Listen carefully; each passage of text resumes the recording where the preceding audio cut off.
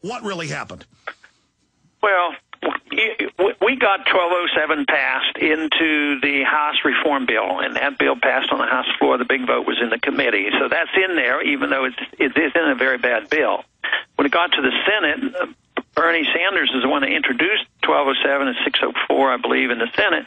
And at the last minute, he changed his mind and took what the establishment agreed to, another severely watered-down version of it. It wasn't really an audit. It was just a glimpse of what's been going on for the past 2 years, which it had already agreed to. But it passed, like, I think 96-0, and the administration agreed to. Obama said he'd sign it, and Democratic and Republican leadership agreed to that. And then the 1207 version was brought up by Vitter, and when that got to the Senate floor, we only got 37 votes. So I think people should pay attention to those who did not vote for the real audit language in the Senate, and this to me is a bailout for the system and for the Federal Reserve. But now they have finally passed that version in the Senate, and it's going to conference. So I'm trying to keep an eye on that very closely and see if we can influence the conference. And I just don't know whether we get that modified or what will happen. But I think right now the cards are stacked against us. But we're going to keep fighting, because the more attention we get and the more the people know, I think we can be proud of how far we've gotten already and how much people know about it. Well, that's right, Congressman. 25 years ago, you didn't get one co-sponsor when you were first in Congress. Now you passed it in the House. It went to the Senate. I saw a headline where you were saying that those that voted against your audit the Fed bill will be held accountable, though, by the voters. Oh, yeah, they should be. And every time, you think of the Republicans will retaliate against Republicans. And, we saw that in Utah. So these votes are very important. And the bailout vote was crucial in a lot of this stimulus for the Tea Party movement. So this is just another vote that we can use and help alert the people. We've only got about 6 minutes left with Congressman Ron Paul. His time is so precious. We're going to give you some websites before he leaves so you can get involved in the campaign for liberty or Rand Paul's campaign, which is so important. But looking at the border situation, the Deputy Homeland Security Director said last Friday that they may not process illegals referred to them from Arizona. I've already seen previous reports of where sheriffs and others release illegals for serious crimes out of jail, and the feds won't pick them up. Is this not serious dereliction of duty and or treason by Homeland Security? So much can be solved with our use of our Constitution and the principle of private property.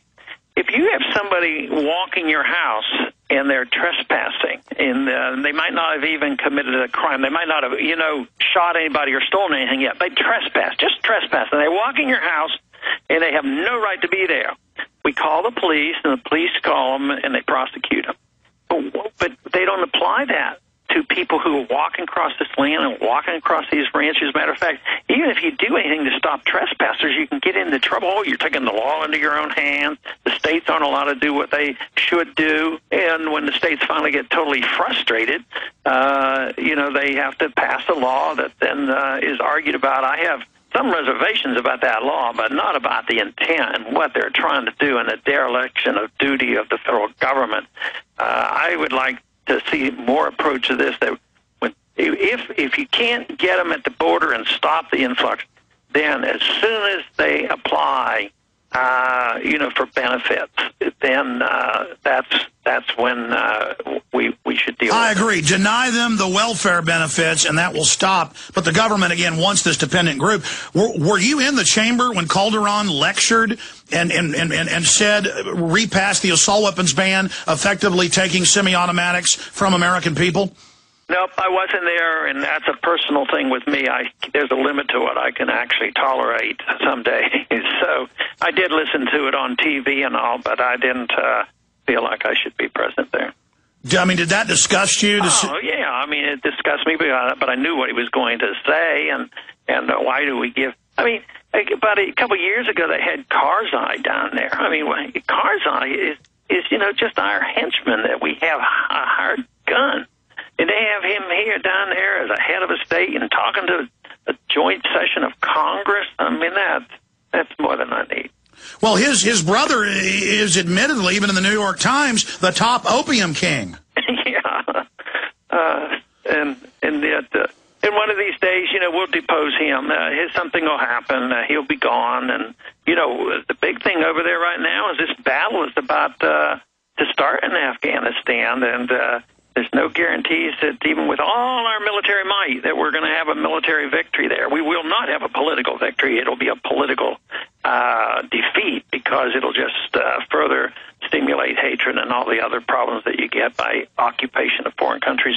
But militarily, whether this battle can be won is the real question. Well, Congressman, that's part of my last two questions, then we'll let you go. Specifically, with the entire geopolitical situation, North Korea on a war footing, the Pentagon saying they're ready for war. Meanwhile, our own government helped give the reactors to North Korea, as you know. You've got the Israel saying they may strike Iran. Obama saying he would, support them if they did. You've got the Predator drones, 1,000 of them now, going in to Pakistan, which many experts say is an act of war. You've said the Iran sanctions are an act of war. I mean, it looks like the build-up to World War I or World War II. Can you speak to the overall atmosphere, and does the system have a desire to have a world crisis? And then finally, what do you see with the EU meltdown? Well, it sort of blows my mind when I think about our financial crisis and not only the meltdown of the European nations, but ours as well. And that they hardly blink an eye that they can talk about spreading this war in the Middle East into Iran, to continue the civilian CIA bombing of these various countries. But this thing in Korea, it's way out of proportion to what we should be doing.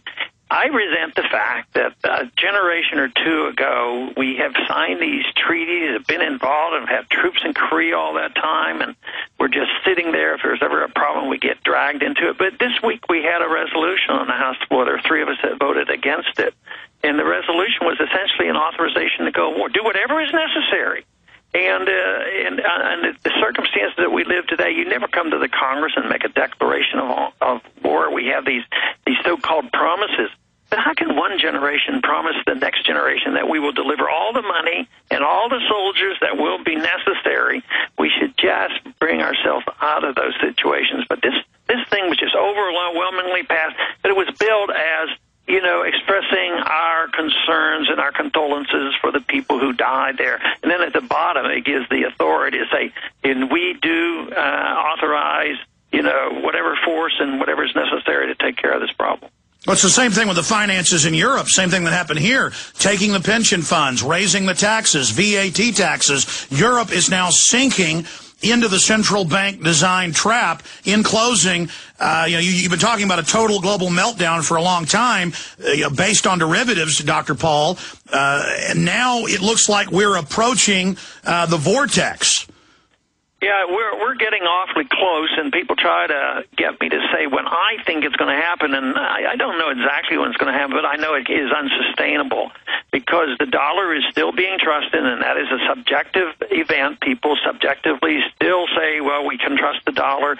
It is the world currency. But eventually they'll lose trust in the dollar, and I think if you look at the devaluation of the dollar against gold, you realize that something big is going on right now, because up until a month or two ago, the gold and the dollar always was related to the stock market and other currencies and commodities. But right now, more people are seeing the devaluation of the dollar against gold, which is the ultimate measurement. And that means that the time is getting much closer to the rejection of the system. I mean, the Europeans are broke. We're bailing them out with dollars. How about the cities? They're broke. Are we going to let cities and states fail after bailing out Wall Street and bailing out Greece? There's no way. They're always going to come to the rescue, print the money, and they're going to inflate until the point when the people are holding the dollars overseas say, we're spending them. The Chinese are pretty smart people. They're spending those dollars. They're around buying natural resources around the world with dollars they earn from us, At the same time, we think we have to protect our natural resources by invading countries and occupying and protecting our oil. We have lost our way. And clearly, we have a revolution of liberty and freedom, a restoration of the republic, led by yourself and Rand Paul. Give us the websites for people to get involved with your campaign, with Campaign for Liberty, with Rand, with everybody in putting out the alternative to the New World Order. Well, all my websites can be found by ronpaul.org, and I think Rand's is randpaul.com. So ronpaul.org will get you to about 6 of my websites. Congressman, thank you so much for the time. We look forward to speaking to you in the future. God bless. Thank you. All right, there goes Congressman Ron Paul, and I skipped that network break, the limited time that we had with him.